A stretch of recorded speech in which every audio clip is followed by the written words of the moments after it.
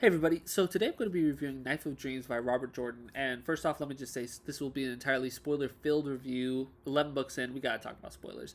And so overall, we're coming out of the slog, and it comes out hard. One of the best parts is we get the reveal that Moraine is still alive. And honestly, once I kind of noticed that it was like, there's like a Gandalf parallel, I kind of suspected that Moraine would be coming back. Wasn't positive, but upon learning it, I was really interested to see that it will be Matt that will be crucial in bringing her back. I'm not sure if it will be successful, but just the idea that it has to be Matt, just because of how much disdain Matt has for Aes Sedai and Moraine specifically during so many of their interactions, I think that is going to lead to a very good moment when they eventually come together. Probably my favorite moment in this book though was Nynaeve going to recruit all the people to go fight with Lan. And why I love this scene so much is all these people don't necessarily know how honorable and how good Lan is, how loyal to his will to fight the shadow. But we as the reader know how important this is to him. But the people don't necessarily do. But we know that they are loyal to Malkier and they are loyal to the crown. And seeing it gave me chills. It was just so great. It was just such an awesome scene. Nynaeve doing this for Lan. This is probably my favorite Nynaeve moment. You know that Lan isn't gonna like it, but it was still great, and so I thoroughly enjoyed that. What I wanted with Perrin to happen, I wanted Fael. I wouldn't say wanted, but I thought it'd be really interesting for his character arc if Fael died and if it just sent Perrin on like just this downward spiral. That didn't happen. We did see Aram turn against him, and like if I'm not mistaken, like Aram started as like a tinker, I think, and like obviously he's been like really close to Perrin ever since, and so that was like didn't really see that coming, and it was really interesting. So I enjoyed that, and it was really sad moment for Perrin. Also, we got some Tam. That was awesome. Next thing I'm gonna say is just Robert Jordan loves fast weddings. Like what is this? Like I going into the series, I had heard that Robert Jordan isn't the best with writing romance, and I was like like maybe they're being like skeptical, they are not skeptical, but just a little too harsh. I'd probably agree with that. I don't think that writing romance is one of Robert Jordan's strong suits. I think that he has so many other strong suits that it's okay.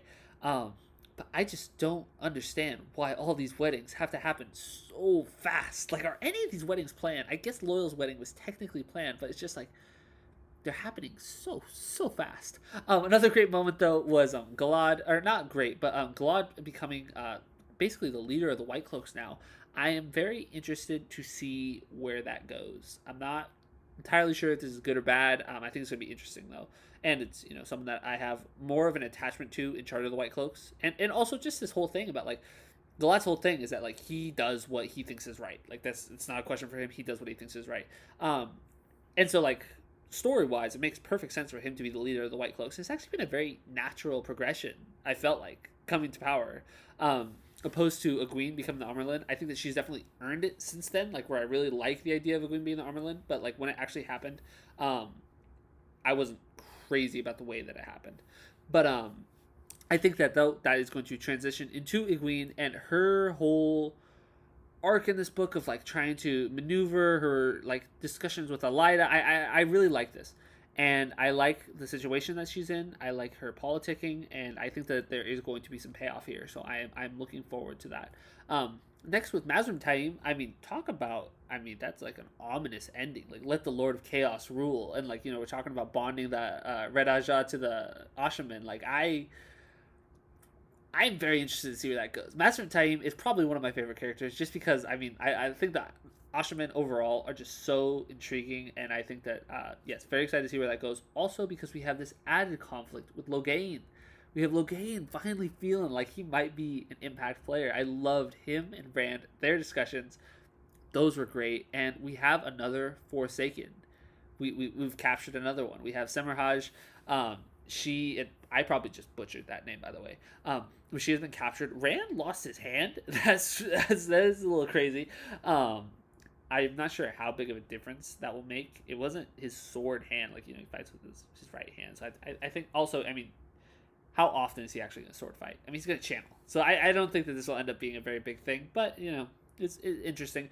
The more interesting thing though was Lews Therin being unwilling to relinquish the power of Saidin, and kind of holding on to that, and I thought that was really really interesting. Of Logain being like, "What are you doing? What are you doing?" That's a lot of the one power to be holding at one time. So I thought that was really interesting. Summer Hodge kind of telling Rand that this isn't going to end well with him as Lews Therin, and we got some like.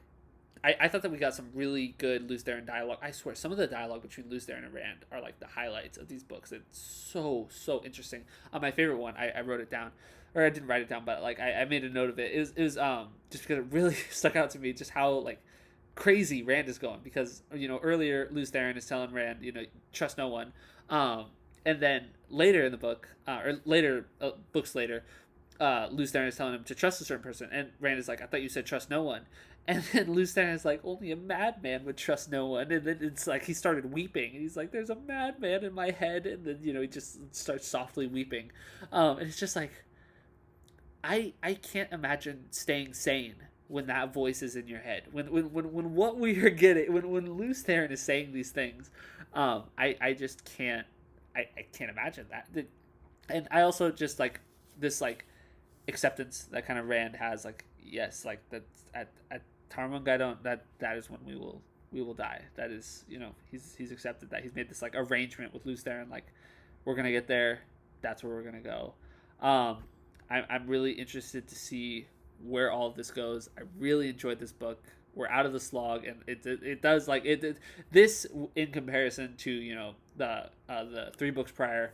I definitely do see a difference. We are back up to the level that we were at. I believe this is the last book that Robert Jordan wrote, and so that really really kind of sad. It was definitely a little emotional, just because the man was just a true talent, just one of the greatest authors ever, and it was a really, he went out with a bang. This was a phenomenal book, and I'm really excited to see what Brandon Sanderson does with the series. Anyway, that is my review for Knife of Dreams. I really hope you guys enjoyed this. If you guys disagreed with anything I said, please leave a comment down below. But if you enjoyed the video, make sure to like and subscribe, and have a great day.